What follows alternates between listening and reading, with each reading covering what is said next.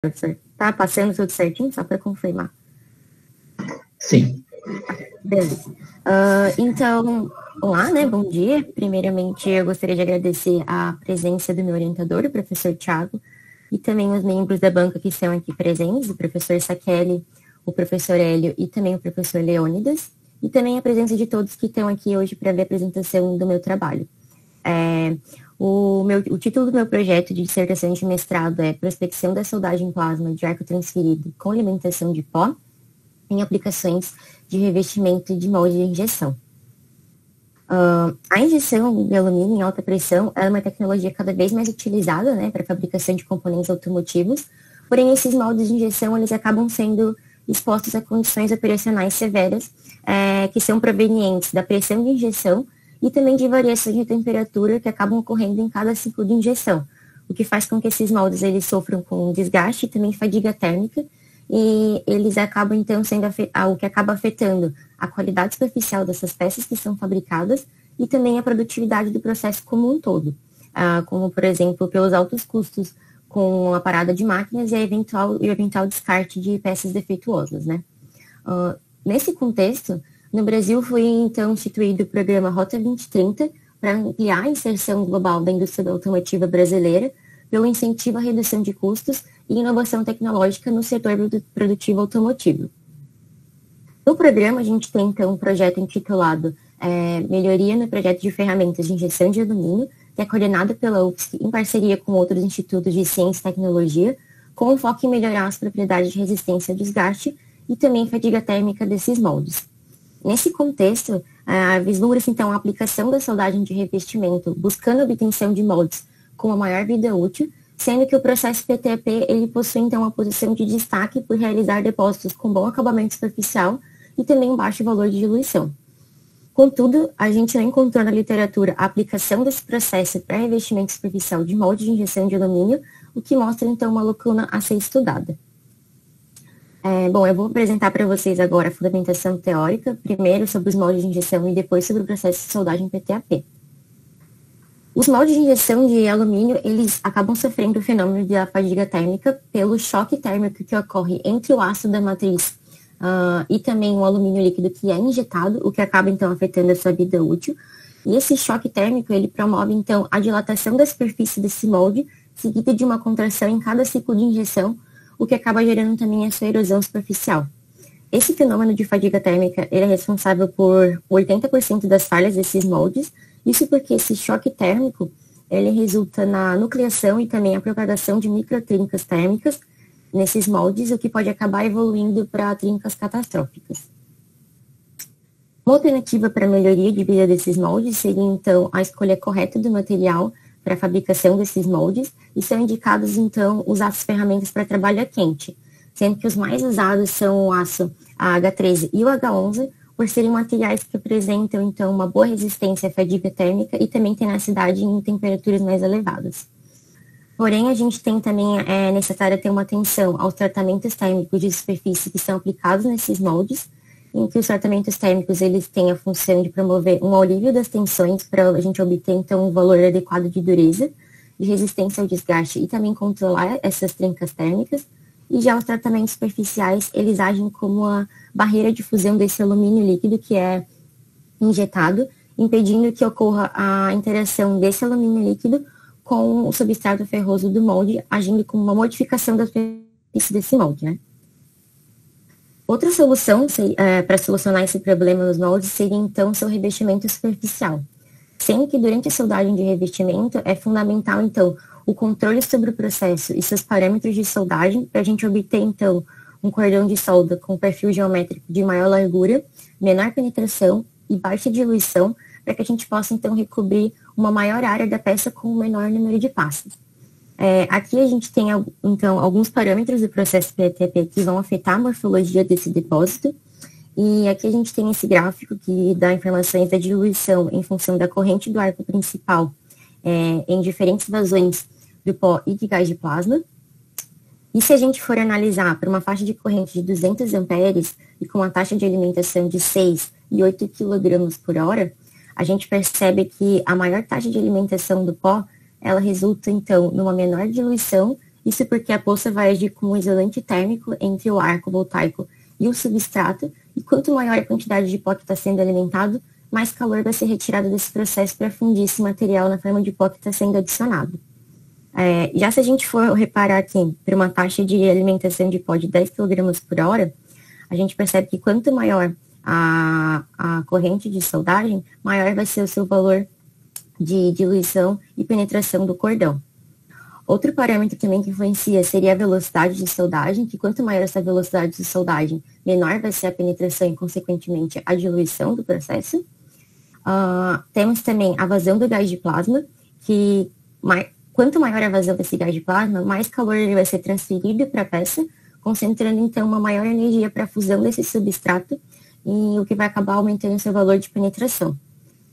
Outro parâmetro também que influencia seria a composição química dos materiais, como, por exemplo, do substrato, do material em forma de pó que é adicionado, dos gases também que são utilizados durante o processo de soldagem, e também a granulometria desse pó que está sendo aportado. Ou seja, quanto maior a granulometria, mais calor no arco é retirado para fundir esse material de adição, que vai reduzir a diluição desse processo. Eu trago aqui um trabalho para vocês. Nesse trabalho, o Silver avaliou o efeito da corrente de soldagem na morfologia do cordão de solda, e ele usou chapas de aço carbono 1020 e aço inoxidável 316L como material de adição. Como resultado, esse autor obteve que, ao manter fixa a taxa de alimentação e aumentar a corrente de soldagem de 70 para 150 amperes, tanto os valores de penetração, largura e diluição, eles aumentam. E esse comportamento ele ocorre tanto para a taxa de alimentação de 9,5 gramas por minuto, quanto para a taxa de alimentação de 11,5 gramas por minuto. Já em relação à diluição, o autor afirma que houve a redução do valor da diluição com o aumento da taxa de alimentação de pó ao analisar os resultados por uma mesma faixa de corrente de soldagem. Só que, no entanto, a gente pode perceber que para a faixa de corrente de 70 amperes ocorreu, na verdade, um aumento do valor da diluição com o aumento da taxa de alimentação de pó. Uma hipótese seria, então, que pode ter ocorrido o entupimento dos canais de injeção de material na tocha durante esse ensaio, o que faria com que menos pó seja injetado no arco principal e mais energia vai ser direcionada, então, para o substrato, aumentando a sua diluição. Bom, aqui a gente tem um outro estudo. Nesse estudo, o Reinaldo utilizou o pó metálico de uma liga à base de níquel e avaliou o efeito da corrente e velocidade de soldagem e também o material do substrato na morfologia do cordão. Como resultado, ele obteve que para um substrato de aço 1020 e velocidade de 5 centímetros por minuto e aumentando a corrente de soldagem de 130 para 170 amperes, a penetração e largura elas aumentaram 220 e 45,8% e já o valor do reforço ele reduziu 7,8%. Esse mesmo comportamento de aumento da penetração e largura e redução do reforço ocorreu para o substrato de aço inoxidável 304, com esse aumento do valor da corrente de soldagem de 130 para 170 amperes. Já em relação à diluição, a gente pode perceber que se a gente mantém fixa o valor da velocidade de soldagem em 5 centímetros por minuto para ambos os materiais, tanto de aço 1020 quanto o aço 304, ocorre então o aumento do valor dessa diluição com o aumento do valor da corrente de soldagem. Só que em todos os ensaios a gente percebe que o valor da diluição é sempre maior para o aço inoxidável 304, isso porque a condutividade térmica desse aço ele equivale a 1/3 do aço carbono, então o substrato vai absorver mais calor e por isso ele apresenta um resfriamento mais lento da poça de fusão. Bom, o revestimento de superfície ele é realizado em diferentes setores da indústria e por isso é necessário, então, a gente seguir regulamentações para realizar essas camadas de revestimento. Nesse contexto, a gente tem, então, a norma da Petrobras N1707, que define uma espessura mínima de reforço de 3 milímetros para cada camada, né, que está sendo depositada sobre uma superfície, e também que a deposição seja feita em mais de uma camada na busca por um teor de ferro, um baixo teor de ferro no cordão de solda. Já em relação às estratégias de deposição de material, a gente pode se basear em processos de aplicação de manufatura aditiva, que é um processo para fabricação de componentes pela deposição de material em camadas consecutivas, o que acaba acarretando, então, num grande aporte de calor pelo repetitivo aquecimento dessas camadas de material, né, e resulta numa baixa taxa de resfriamento da poça de fusão, o que pode acabar afetando a microestrutura e também as propriedades mecânicas desses componentes que estão sendo fabricados. para minimizar esse problema, algumas soluções foram propostas em estudos como, por exemplo, a refrigeração à água do substrato, só que apenas as camadas mais próximas desse substrato podem ser efetivamente resfriadas, né? Temos também a deposição intermitente, em que uma nova camada de material ela só é depositada quando a temperatura desse componente alcança uma determinada temperatura que é pré-estabelecida. E ainda também teve um outro estudo em que os autores observaram que ao realizar a deposição dessas camadas em apenas uma direção, a altura dessa parede que era construída ela não era uniforme. Ou seja, eles perceberam um acúmulo de material no início do cordão e então uma depressão no final desse cordão. E como uma solução, esses autores então alteraram a estratégia de deposição de material para fazer a deposição de cordões intercalados. Ou seja, cada camada ela só é iniciada onde a anterior terminou. Bom, no que diz respeito à metodologia para a realização desse trabalho, a primeira etapa seria, então, a montagem e integração da bancada de ensaios, sendo que a bancada de ensaios ela é composta por uma fonte de soldagem que vai ser conectada a uma tocha PTAP com injeção externa de pó. E devido à construção do arco voltaico que é inerente, né, ao processo PTAP, a gente tem a necessidade, então, de ter uma unidade de refrigeração conectada a essa tocha para evitar a degradação dessa tocha. Além disso, a tocha de soldagem ela vai ser acoplada no punho de robô de soldagem de 6 graus de liberdade para o deslocamento dela durante a soldagem. E a gente propõe, então, a utilização desse robô porque em etapas futuras do projeto serão aplicadas camadas de revestimento em cavidades de molde de injeção de alumínio e elas possuem geometrias mais complexas, né? Na bancada, a gente também vai ter um alimentador de pó, que é responsável pelo armazenamento e a dosagem do material de adição que é alimentado durante os ensaios. Vai ser necessário também 3 circuitos de gases que são característicos do processo, o gás de plasma, o gás de Rasch e também o de proteção.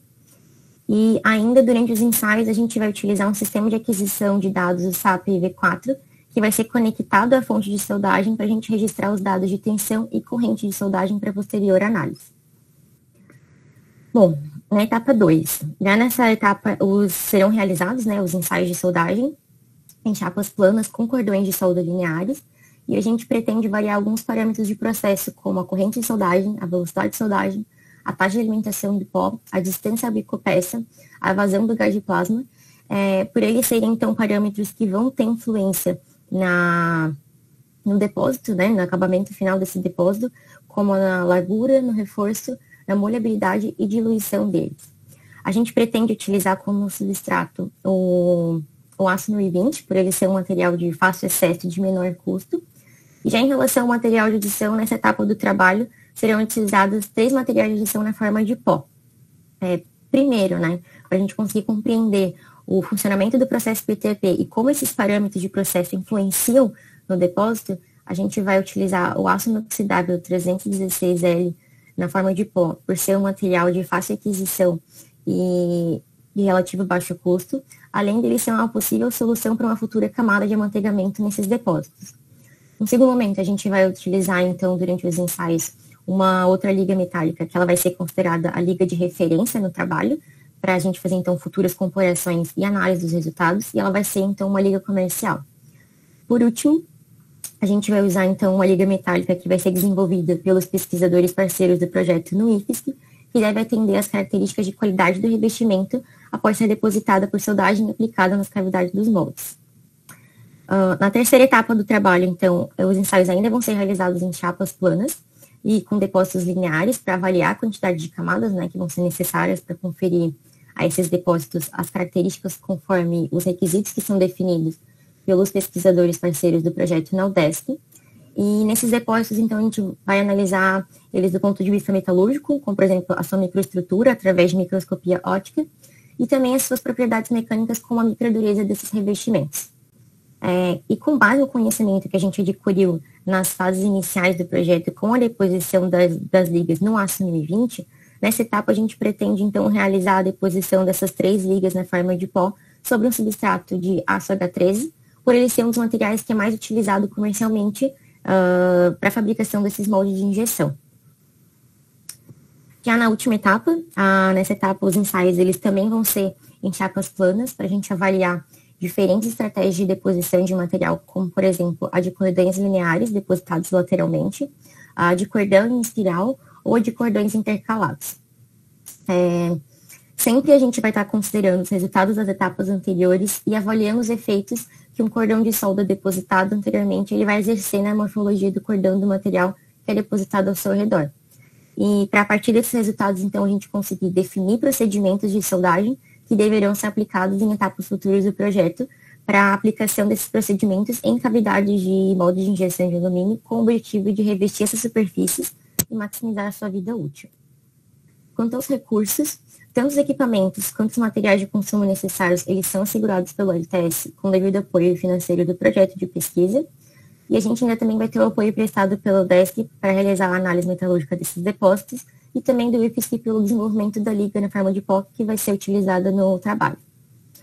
Em relação ao programa de execução do trabalho, nós estamos finalizando a montagem da bancada de ensaios para prosseguir para as próximas etapas, né, que seriam os ensaios de soldagem e análise dos resultados, para finalmente, então, elaborar a dissertação e realizar a defesa do mestrado no primeiro semestre de 2023. Essas foram as referências que eu utilizei na minha apresentação. E eu gostaria também de agradecer ao UFSC, ao Pós-ECM, que é o Programa de Pós-Graduação em Engenharia e Ciências Mecânicas, a FESC e também ao Laboratório de Tecnologia da Soldagem, que estão permitindo a realização desse trabalho. Obrigada.